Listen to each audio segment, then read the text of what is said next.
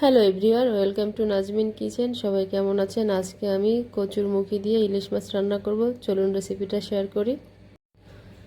এখানে আমি মাঝারি সাইজের একটা ইলিশ মাছ নিয়ে নিয়েছি, দেখতেই পাচ্ছেন। আমি এটাকে কেটে সুন্দর করে পিচ পিচ করে কেটে নিব। আপনারা আপনাদের পছন্দ অনুযায়ী কেটে নিতে পারবেন, কোনো সমস্যা নাই।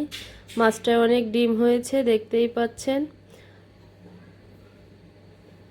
ইলিশ মাছের ডিম আমার খুবই ভালো লাগে, অসাধারণ লাগে এক কথায়। দেখেন মাছটা আমার কেটে নেওয়া হয়ে গেছে। এখন আমি কচুরমুখী কেটে নিব। আমি এভাবে করে কচুরমুখী কেটে নিয়েছি, আপনারা আপনাদের পছন্দ অনুযায়ী কেটে নিতে পারবেন। তো আমি এখন কচুরমুখীগুলো সুন্দর করে ওয়াশ করে নিচ্ছি। এদিকে মাছে লবণ হলুদ মাখিয়ে নিচ্ছি হাত দিয়ে। মাখানো শেষ। এদিকে কড়াই গরম করে তেল দিয়ে দিলাম, মাছগুলো দিয়ে দিলাম। তো মাছগুলো আমার ভেজে নেওয়া হয়ে গেছে, এখন আমি তুলে নেব। আমি ইলিশ মাছটা হালকা করে ভেজেছি, বেশি ভাজি নাই, দেখতেই পাচ্ছেন। তো সবগুলো মাছই আমি তুলে নিচ্ছি।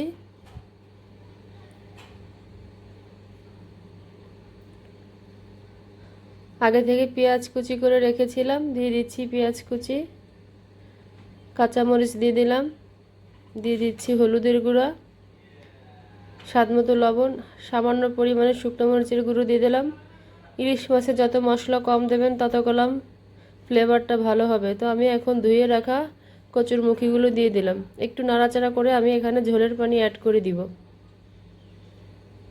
আমি এখানে গরম পানি দিলাম, আপনারা ইচ্ছা করলে ঠান্ডা পানি দিতে পারবেন, কোনো সমস্যা নেই।